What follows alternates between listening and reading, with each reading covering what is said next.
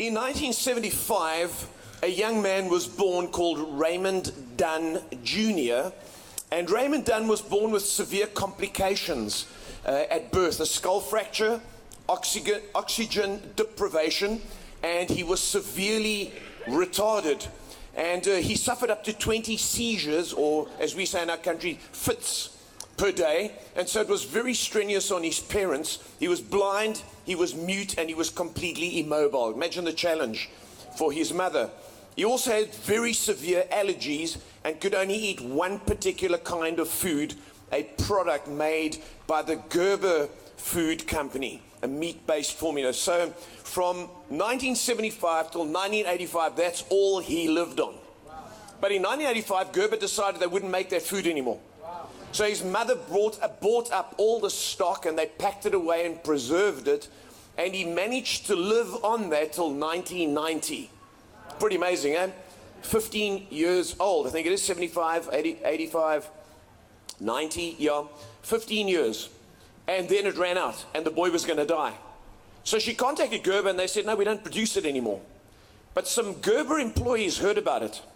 They asked Gerber, can we come in the evenings and work in this factory and make this food? And Gerber said, okay.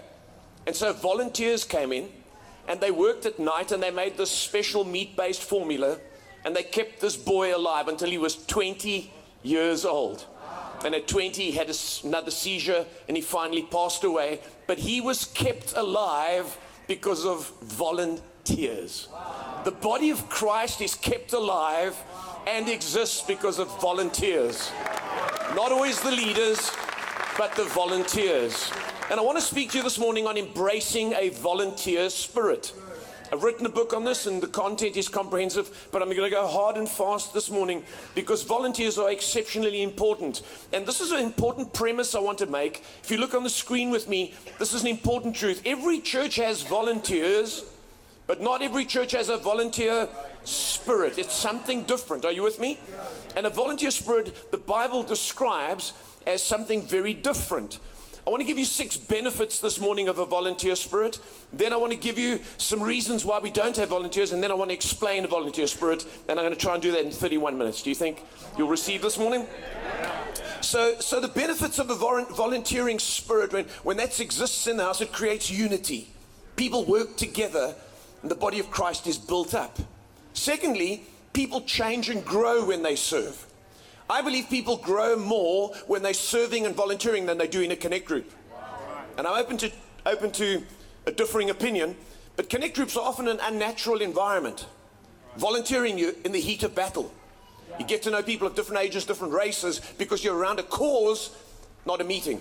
Now, I'm not against connect groups, don't get me wrong. But it builds unity and it grows people. Number 3, the church advances and it expands rapidly when you've got volunteers. Acts chapter 6 proves that.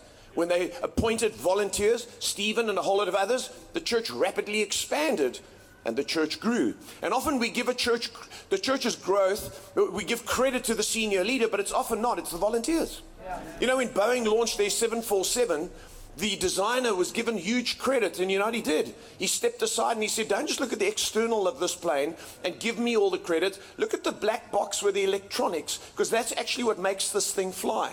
And the guy who designed that is never ever recognized. You just look at the designer of the external, but it's actually he that keeps the thing in flight. And so the church advances, it's unified. Number 4, it releases the pastors when there's a volunteer spirit in the house. Are you with me? It's so important because pastors need to lead, not just care for the flock. And then when everyone's volunteering, it seems to release them. And I'll talk a bit about that in a moment. Number 5, it keeps us healthy and happy. Don't let people tell you that volunteering makes you weary and it burns you out and it burns out your family. It keeps you healthy and happy. Dr. Carl Menninger said this. He said, if you are depressed and unhappy, go across the railway tracks, find someone with greater need and minister to them, and your depression will lift immediately. Service frees us and blesses us and keeps us healthy. And number 6, it's biblical to volunteer. Most people don't know that the Bible talks about volunteering, and I don't have time to read all the scriptures this morning. I'm going to skip them. But just to talk about biblical volunteering this morning. Number 1, do you know that God is a volunteer? Isaiah chapter 65 and verse 1 says, I revealed myself to those who did not ask for me. God doesn't have to be asked. He volunteers. He volunteered salvation. Isn't that true? And so God is a volunteer. Number two, Jesus is a volunteer. How many of you realize that? No one takes my life from me. I lay it down. Isn't that interesting? Hebrews chapter 10. Here I am to do your will, O Lord. So Jesus is a volunteer. And in the garden, when they came to arrest him, what did he say? Here I am. So we need to catch that the Bible has what's called a volunteer spirit. Then thirdly, the Old Testament talks about volunteering extensively. Did you know that no army in the Old Testament was a paid army? They were all volunteers. Right. When David went to take the cheeses to his brothers, it was because they were self-sustained by their families and they were volunteers. That's why when he stepped up to fight Goliath, it wasn't unusual. You expected to volunteer to take on the giant because everyone volunteered. In fact, the word free will offering, nordab in the Hebrew for free will offering, it's the root of the Hebrew word volunteer. Free will offering, it's the lifestyle of the Bible. In fact, remember when Caleb said, whoever takes Kiriath Arba will get my daughter as a prize? And Othniel stepped up and he took Kiriath Arba. Volunteering brought rewards. It was understood. When David wanted to take Jerusalem, he said, whoever takes Jebus, at the time it was called, will be my commander-in-chief. And Joab volunteered. And he took the city and he was rewarded. Volunteering was normal. It was just a practical, normal part of church life. When David was wanting to go into Saul's camp, he asked, who will go with me into Saul's camp? And he was asking two men, and one of them arose in 1 Samuel 26 and said, he asked Ahimelech the Hittite and Abishai of Zeruiah, Joab's brother, who will go? I will go with you, said Abishai. So he asked two of them, but one volunteers and the other one steps back. You'd think at that time, you could just tell them, hey, the two of you are coming with me. He says, no, who will volunteer to go and fight? Are you with me? Can you catch it? We kind of think that when we volunteer, we're doing the church a favor, and you need to thank me because you know how unusual this is, and you know how busy I am, and you're not paying me. No, it's just a normal part of church life. God was, Jesus was, the Old Testament's filled with it. We've got to catch what a volunteer spirit is because we're thinking it's this wonderful thing we're doing when it's actually a normal way of life. Are you with me? When I shared the offering the other night, I spoke about 3 people that volunteered their service to the king. Ittai the Gittite, Hushai the Archite, and Barzillai the Gileadite. They all offered, volunteered friendship, support, and finances. And so volunteering is extremely normal. If volunteering is extremely normal, why don't we have more of it in the church? Let me give you 10 things. You knew it to be 10, it wouldn't be 3.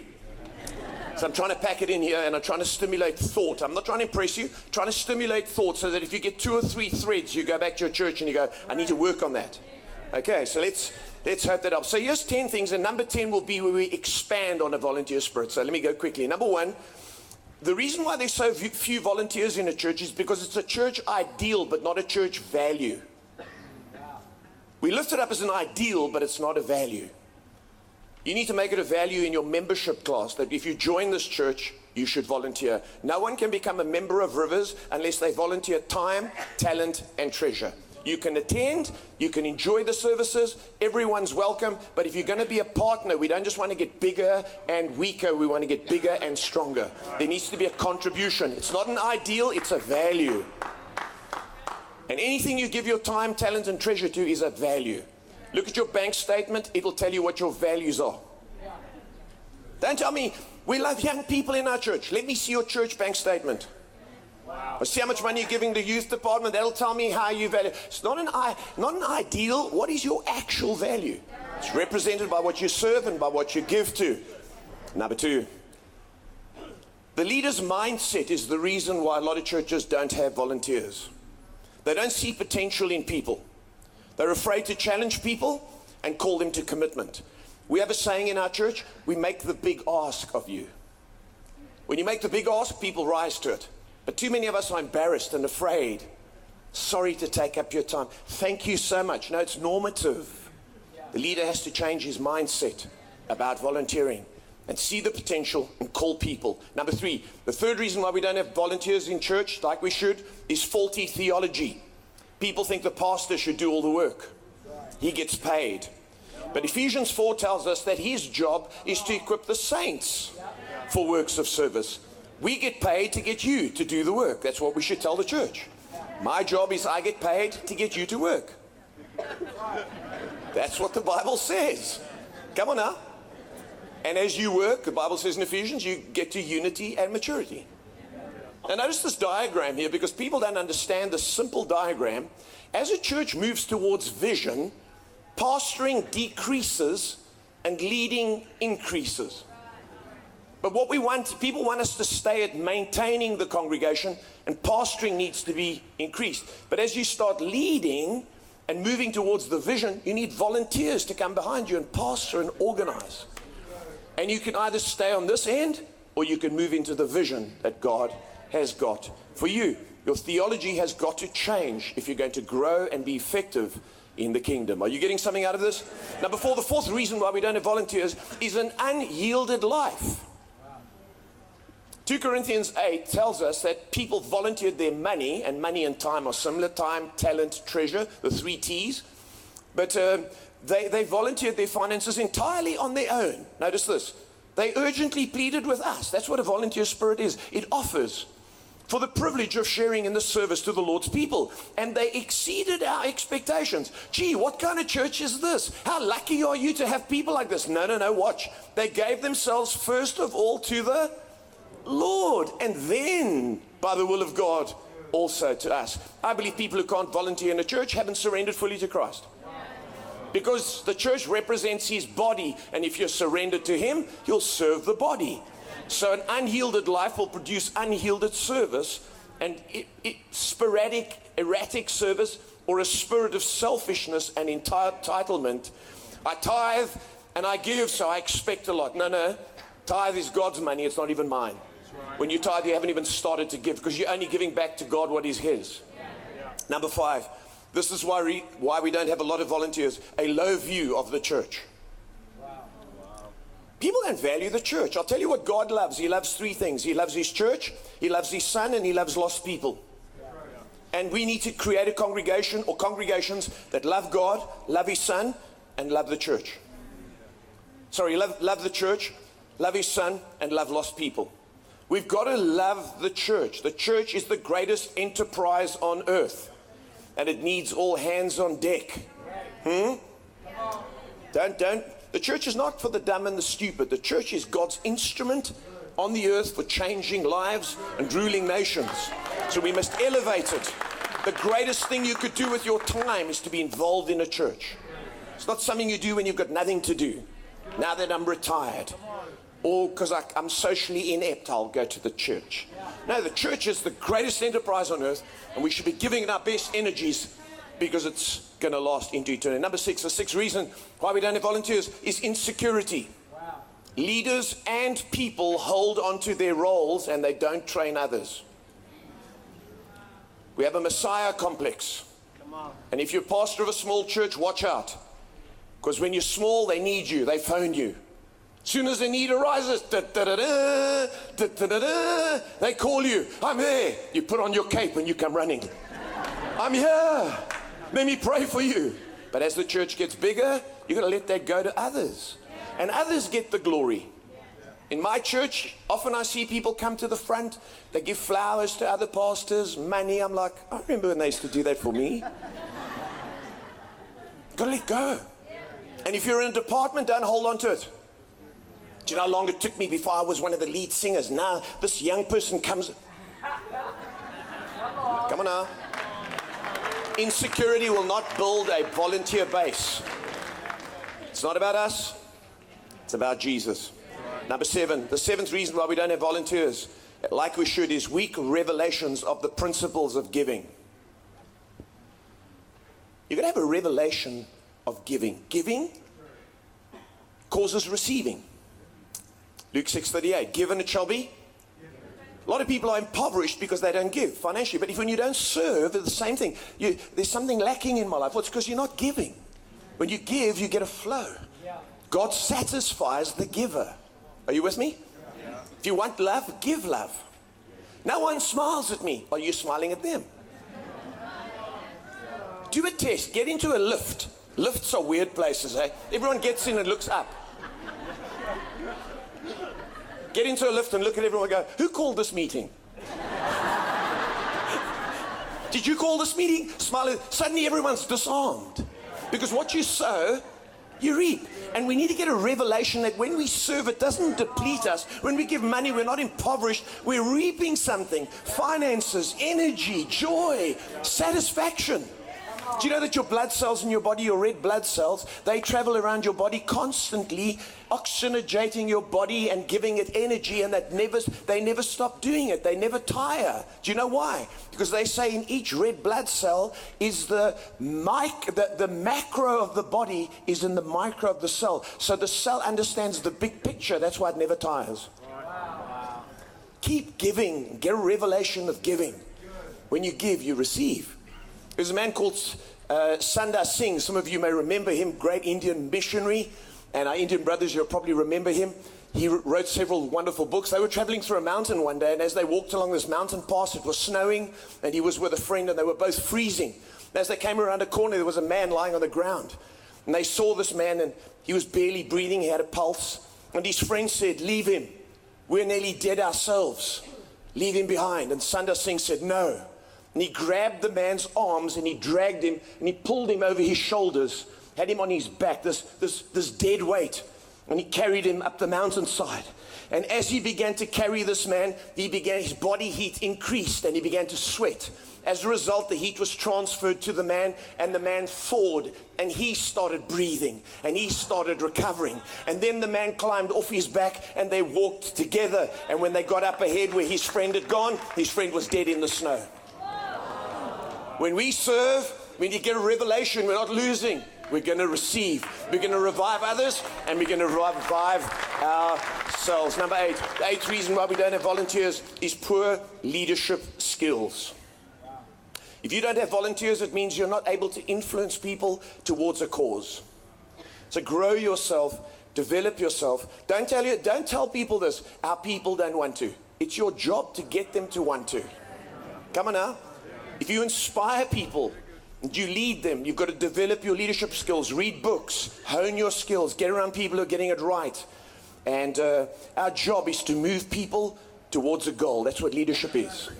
And so if you're not getting it right, your leadership skills need to improve. What you allow, God will allow. I do a whole series of messages on this. In fact, I wrote a booklet on it. What you don't bother about, God won't bother about. Some people are waiting for the Lord to do something. He says, if you don't bother, I won't bother. Come on. If you leave something, God will leave it.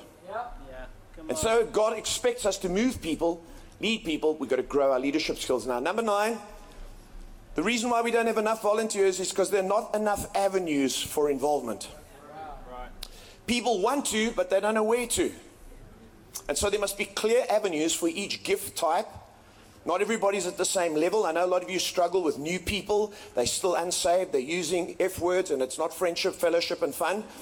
And you don't want to use them. Don't use people on the platform. The platform is a certain level. Leadership is a certain level. But try and find avenues. And if they're swearing still, don't use them as greeters. But they can carry equipment, because a guy carrying a speaker who bumps his toe and says, friendship, is okay. But it's not cool if he's on the platform. But find avenues. The more avenues, the more likely someone will find something where they feel they can make a contribution. And often churches don't think that through enough. Is this helping anyone? Now, number 10, we're talking about the 10th challenge, and now I'm going to unpack this. The 10th reason why we don't have enough volunteers is because there's no volunteer spirit. Volunteer spirit. So you keep saying that. What do you mean? Well, every church has volunteers, but not every church has a volunteer spirit. So what is a volunteer spirit? I don't have time to read the whole text, but I'm going to summarize it purely because of the time. 2 Kings chapter 4, if you're making notes, is the story of the wealthy woman at Shunem. How many know the story this morning? Most of the leaders and pastors and teachers. It's a wealthy woman, and it says this: Elisha kept coming past her house. And the scripture says in 2 Kings from chapter 8 onwards, it's the story, of this wealthy woman and Elisha, not Elijah. And it says that she first recognized and said to her husband, this is a man of God that is coming past. There was a revelation of who he was. Are you stay with me here? Then she said, let's make him a meal. So every time he passed, he had a meal. I mean, that's really kind of her. But then she said to her husband, hang on a minute, not only is this a man of God, we shouldn't just help him with a meal, let's make a room for him, put a table, a lamp, and so on, and a bed. And so they provided a permanent residence for him. While he's spending time there, she is called in, and he tells his servant, tell her, you're going to have a child. She says, what? You don't be kidding. He says, yes, this time next year you're going to have a child. So the secret desires of her heart that she'd never even asked for were given. She then has the child's in the field, and the child says, oh my head, and he dies. She takes the child to him. He's now at this stage traveling on his ministry, and she goes to see him. He comes back to the house, he goes upstairs, and this would have been in the newspapers. He lies on top of the child, and he prays for the child, and the Daily Mail and the Citizen and all the newspapers got it. Anyway, the child revives, and he's given back to his mother. A famine then comes, and they have to leave. Elisha tells him, you need to leave, there's a famine coming. This rich woman with all this property. They come back years later, and as they walk into the king's court to try and get their money back, guess who's there? Elisha's servant just happens to be talking to the king. At that moment, he says, this is the woman I told you about. The king says, come here, and he restores all her land to her, and he gives her all the finance that she ever would have lost during that time. He gives it to her. It's an amazing story. I've narrowed it down. But there's some things that come out here that point to what I call a volunteer spirit. A true volunteer spirit from this story, number one, it initiates provision. She urges him to come to the house and have a meal. He doesn't ask. He didn't send out an evangelism pamphlet. Coming to town, crusade, man of God needs room. Are you with me? Jesus said, no man takes my life from me, I lay it down. Volunteer spirit doesn't have to be asked. It initiates provision. That's what we've got to get in our church. People who offer themselves. Number two, it's born out of revelation and recognition. Don't copy other churches' volunteering. Let your church get a revelation for itself. And I'll tell you what, when your church gets a revelation that you and your wife are men and women of God, they will serve you. Respect brings recognition, and then recognition brings service. Often the reason why people don't serve in a church is because they don't respect the leaders. She recognized this is a man of God, so she initiates provision. That's how volunteer spirit operates. Are you with me? Yeah. And when we try and copy things and, oh, that church does that, let's do this now. Your church needs a revelation. Remember Ananias and Sapphira when Barnabas offered as a volunteer to sell his field? Ananias and Sapphira said, hey, check that volunteer. So they came, yeah, we're going to do the same, but not quite on that level. So they came and they pretended to volunteer because it didn't come out of revelation. God struck them down dead. We need a revelation, and we need to initiate provision. Number three. You still good? Yeah. It arises from a sensitive heart. She was sensitive to his needs, that he was needing a meal and a place to stay. And some people are oblivious of what it takes to run a church. Our job is to get them to understand what it takes. Barnabas was sensitive to the needs of the church. That's why he volunteered a field. And we need to have our people with tender hearts, recognizing what it takes to run a church and not thinking that they're doing us a favor and that we're getting paid to do it. They need to, hang on a minute, I think this church might need. One of my best volunteers I ever had was a woman in business. Her and her husband, they're very wealthy, and their sons are involved in the church. But she came to me one day and she said, I noticed that you don't have this. I'd like to volunteer to do that. Started making me meals for lunch when our church was only like 200 people. She'd come during the day and bring me cooked lunch and put it on my desk because I never had a secretary.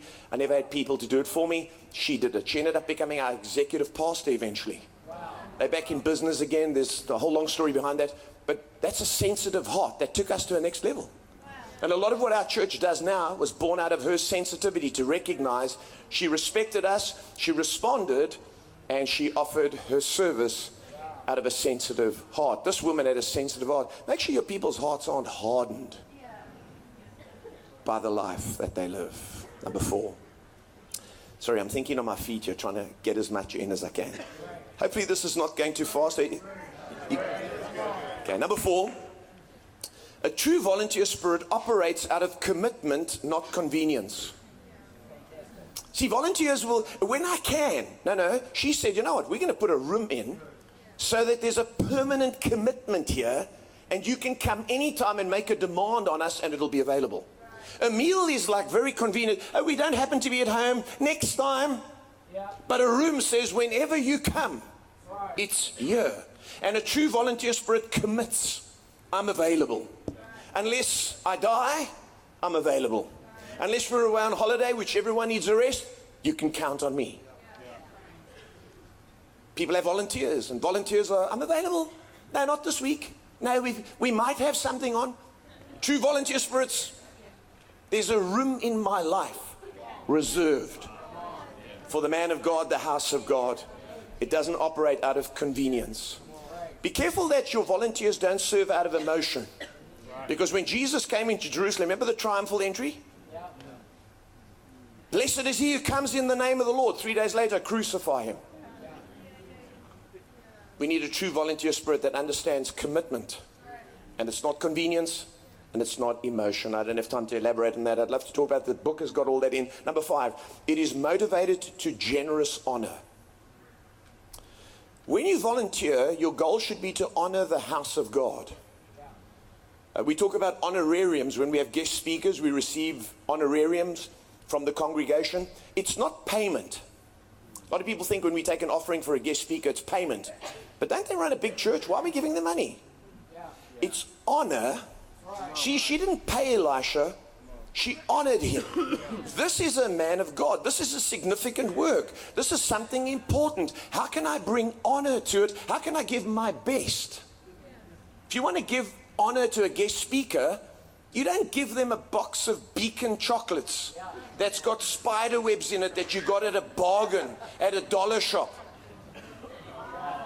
Come on now.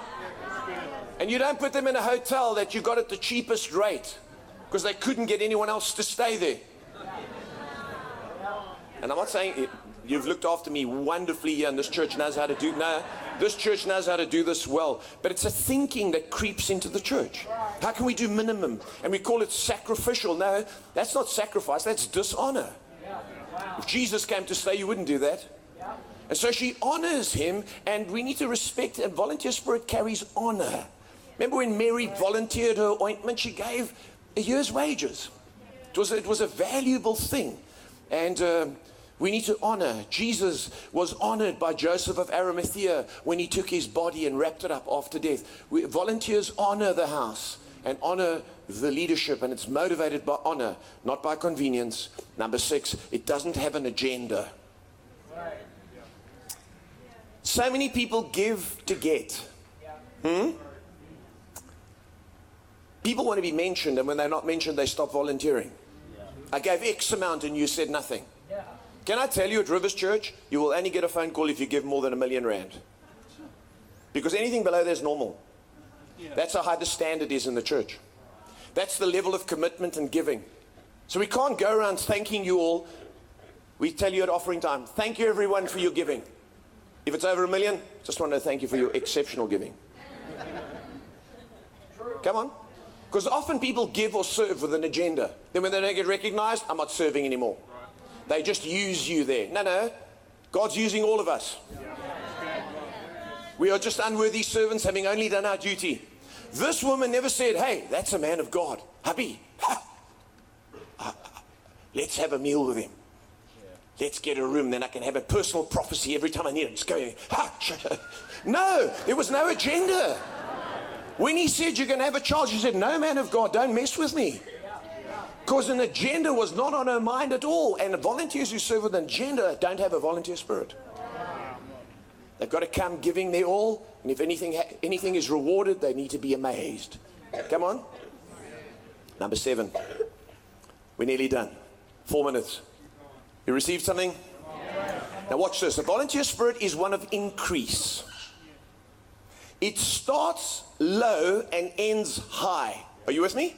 She started with recognition and respect. Then she went to a meal. Then she went to a room. Do you know how most volunteers start? I want to serve the Lord. I love Jesus. I'm very busy. I've met a man. We're getting married. I've got kids. You know, my work is so demanding. You should be lucky I'm coming to church.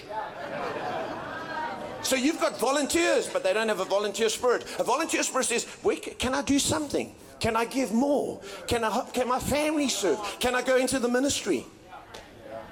Completely different system altogether.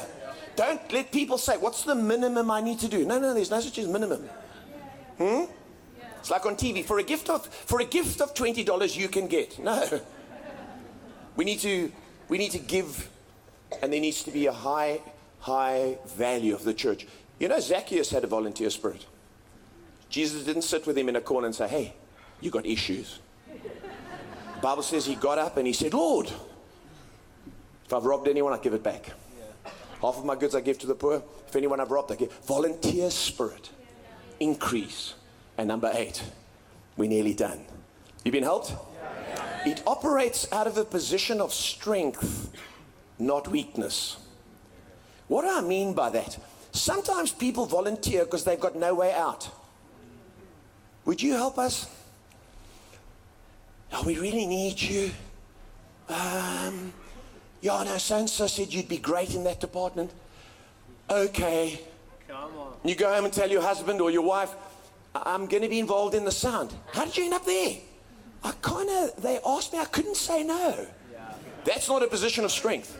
A position of strength says, I'm doing this even though you didn't ask. I'm doing this from a position of strength. No man takes my life from me, Jesus says, I lay it down. Position of strength.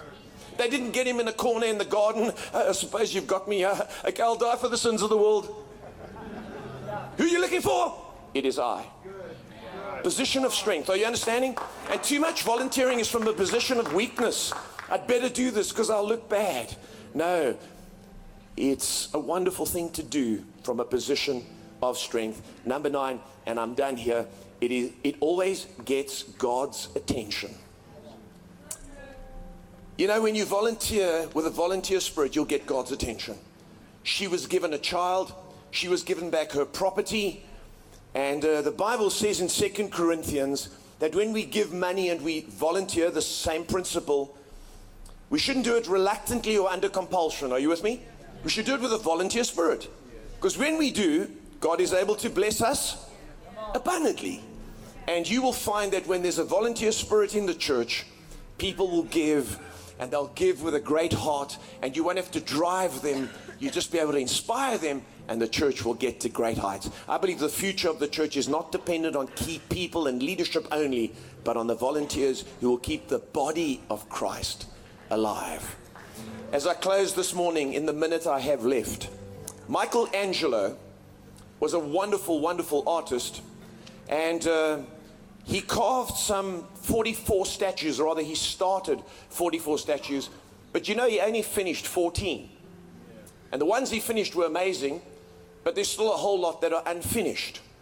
And in the church today, there are a lot of wonderful ministries that have been created, but our job as leaders is to chip away the issues around people and to release them from the stones that enclose them. And as leaders, we need to find ways to get our people released. And then when they emerge, they'll do awesome things for God.